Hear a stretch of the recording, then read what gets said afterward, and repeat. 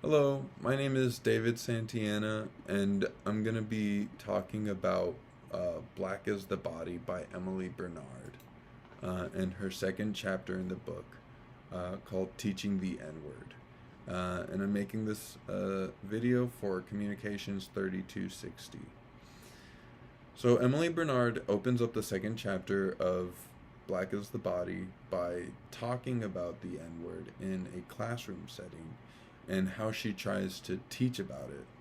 She says that the students that she teaches, who typically are white, tend to have a lot of fear or conflicted feelings about saying the N-word out loud, even in an academic setting. She then goes on to talk about how the using the N-word seems to strike as much fear in her students as a nuclear bomb going off, and how it's odd because obviously nobody will be physically hurt, but that they are worried that it will emotionally hurt her, and how that was kind of confusing to her. How could this word cause so much damage when it's just a word? She says that the harmfulness in using the word comes more from intellectual laziness rather than actual hate. She then goes on to talk about when she is talking to a black woman, that black woman openly discusses her distrust for white people. There's probably a lot of hurt behind what she's talking about. But Emily isn't the same. She has a different way of looking at it.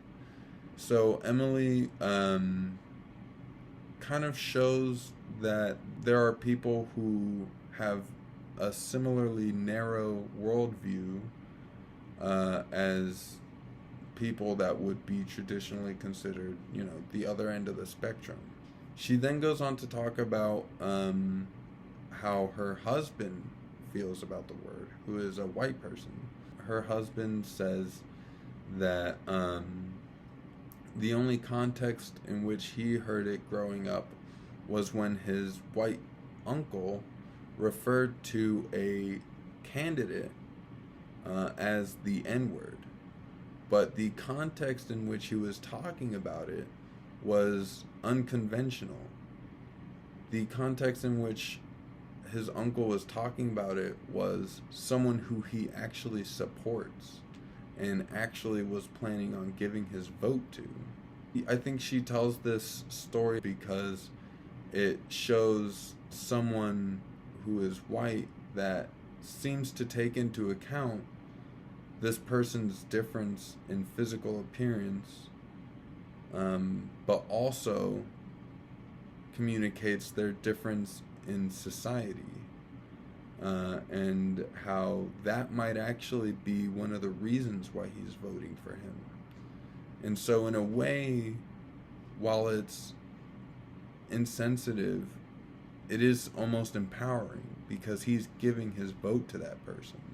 Emily then talks about her relationship with one of her colleagues, who is an older white man from the South, which Emily is also from the South.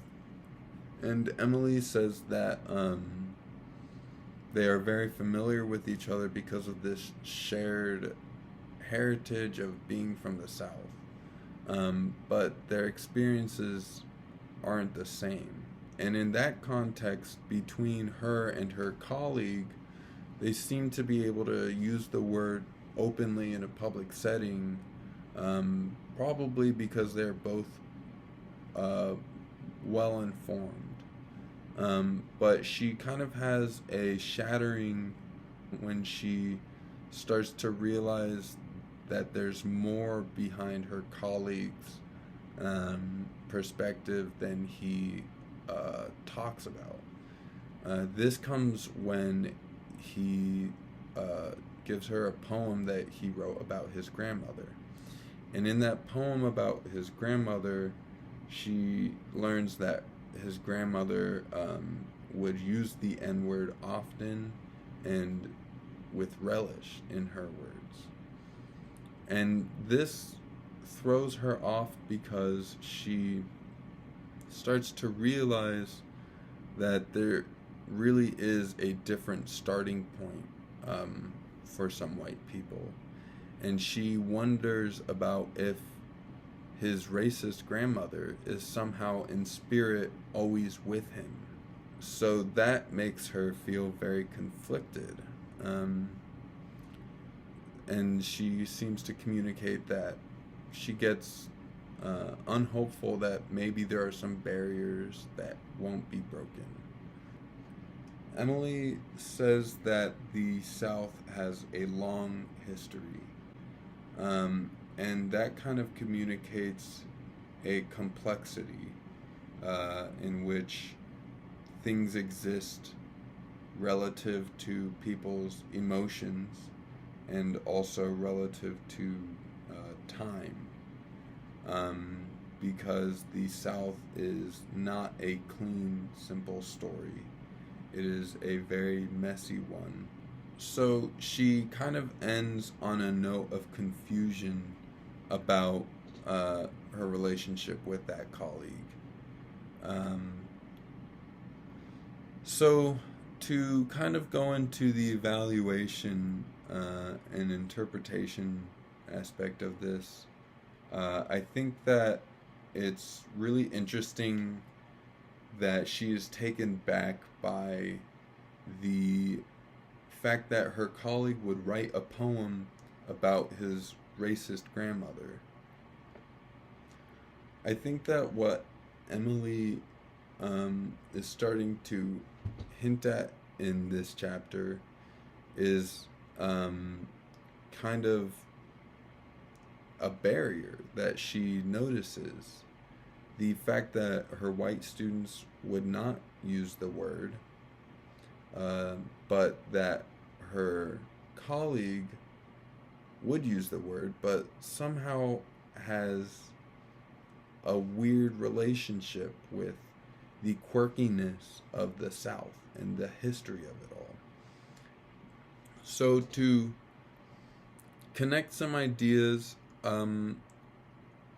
I think that this chapter is very interesting because it kind of shows, I think especially in her discussion of the classroom setting, that a big issue about people's relationship with the word comes from a lack of stories. She has a plethora of books about the N-word, and she has seemed to have gotten some peace from these books.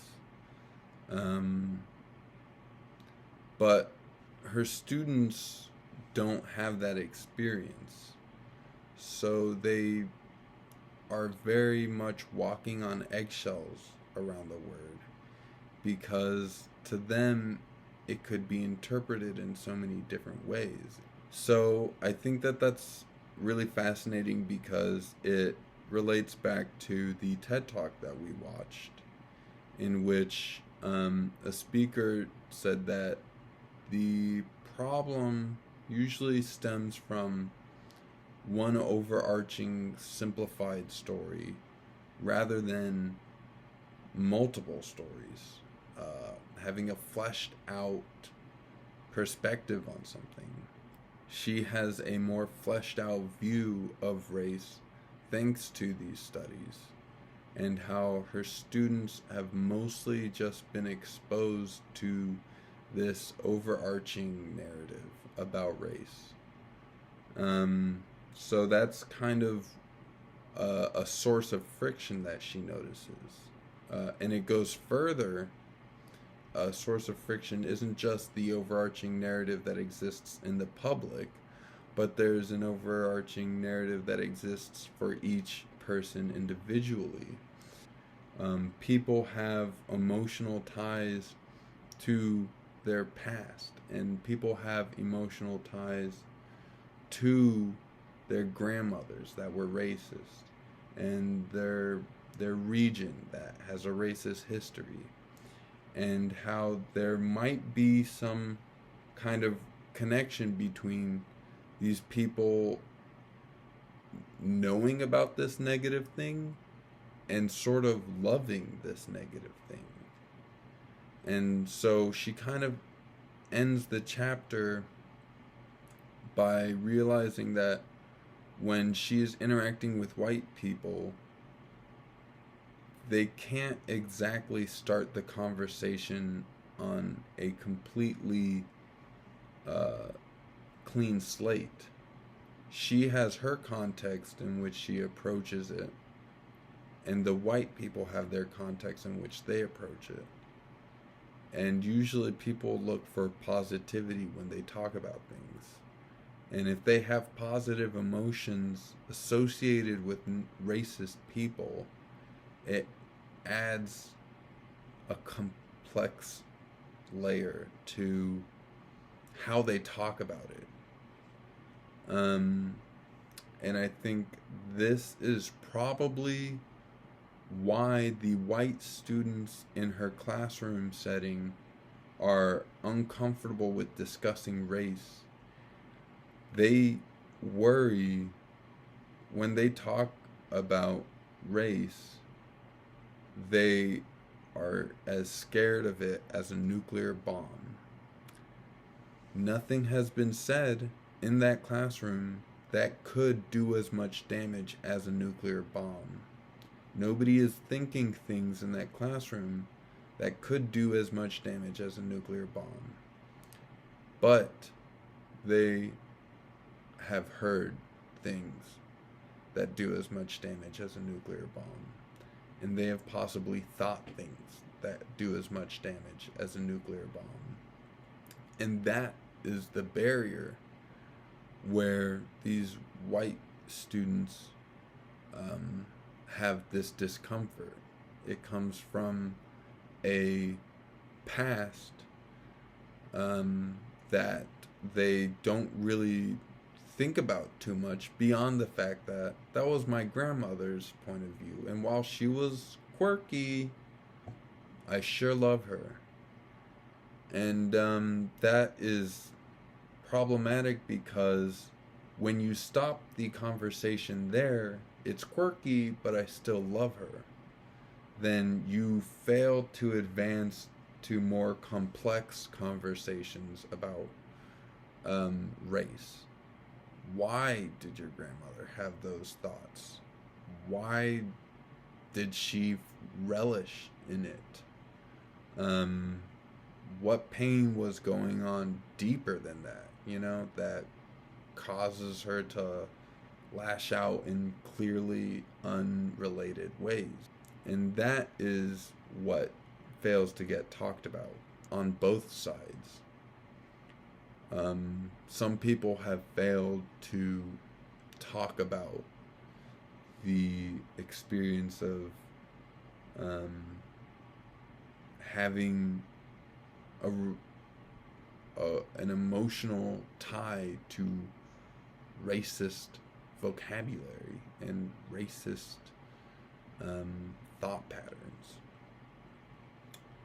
And I think that is what relates to the TED Talk, where there are blank spots, and how if you expand the conversation and continue it, or introduce more stories, you can actually start to make sense of things.